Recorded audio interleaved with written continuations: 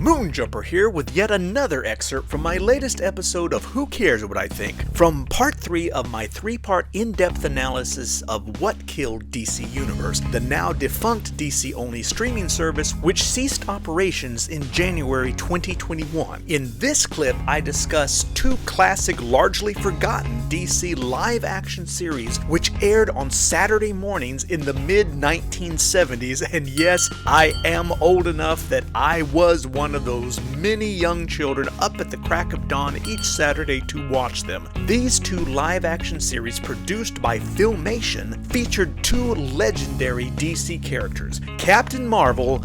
No, not that Captain Marvel. The real Captain Marvel, otherwise known as Shazam!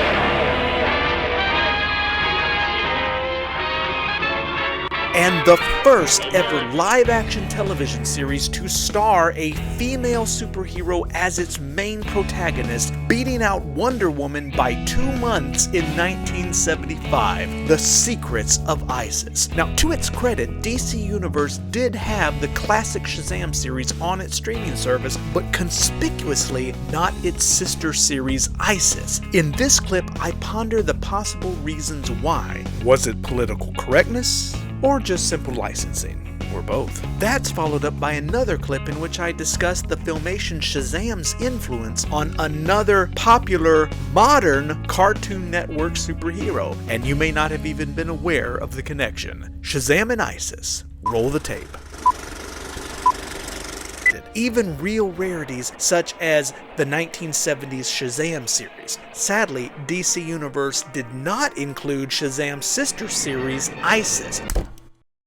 Note, that is referring to the Egyptian goddess, not the modern-day terrorist organization. I shouldn't even have to specify that, but PC culture has gotten so ridiculous. A newer version of the same Isis character is currently a main character on DC's Legends of Tomorrow over on the CW. Wings which go on high, lift me now so I can fly. Apparently the character is going to be in the new Black Adam movie, while the CW show is not allowed to call her Isis. Even though Isis has been a DC character half a century now, Isis is a common female name and the name of a goddess from many thousands of years ago. But who knows, I'm just speculating. But that may be one of the reasons Warner Brothers didn't include Isis on DC Universe, simply because of her name, even though she's a recurring character on Shazam, still known in this 1974 series as Captain Marvel, the real Captain Marvel as far as I'm concerned. Another reason she may not have been included might be simple licensing, to be fair. DC and Warner Brothers own Shazam straight out. The Shazam DVD set is released by Warner Brothers even though the series was produced by Filmation. The character was already owned by DC by Warner Brothers. Well, that may not be the case with Isis. Isis was an original character created for the show for TV by Filmation, a company that sadly no longer exists. Now, I don't know what that means as far as who actually owns the character Isis, let alone specifically the old Filmation series, which at one point had been acquired by a company aptly named Entertainment Rights, which also distributed at least 2 other Filmation cartoon series which featured Isis as a character, Freedom Force and Hero High, both of which aired as segments of larger DC-related power hours built around Batman and Shazam respectively. Well, that company was eventually bought out by DreamWorks,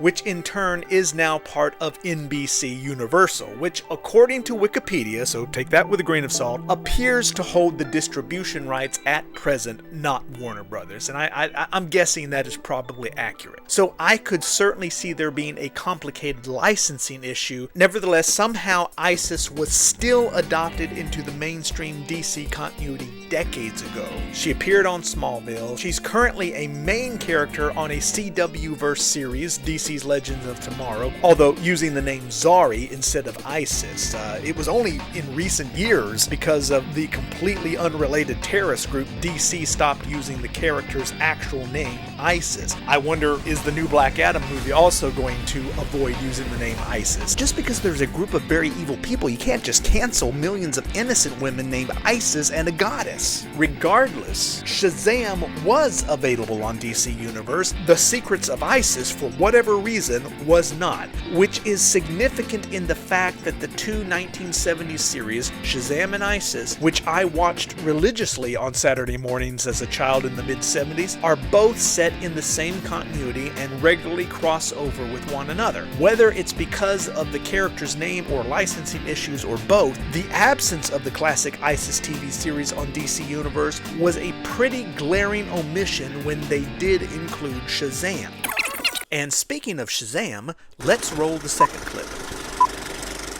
Had there been new modern materials, DC Universe originals, that kids and families could actually watch, maybe some of them would actually discover some of this heritage as they're scrolling for other shows to watch. Maybe they would find kernels of familiarity in these shows and become interested in them. Take Shazam 1974. A teenage Billy Batson rides around the countryside with a grandfatherly mentor, driving a motorhome to find the next adventure, the next troubled teen needing rescue by Captain Marvel, aka Shazam. That should be familiar to millennials and Gen Z alike. This is the classic series which inspired Ben 10. And stop the tape. Thank you so much for watching this excerpt from Who Cares What I Think. Be sure to check out the full and complete episodes linked down below and at the end of this video. And as always, let me know what you think in the comments. All I ask is please keep it civil and family friendly. And be sure to like, share, hit that notification bell, and subscribe. Let's build this itty bitty channel. From deep in the heart of Texas, I am Moonjumper. Who cares what I think?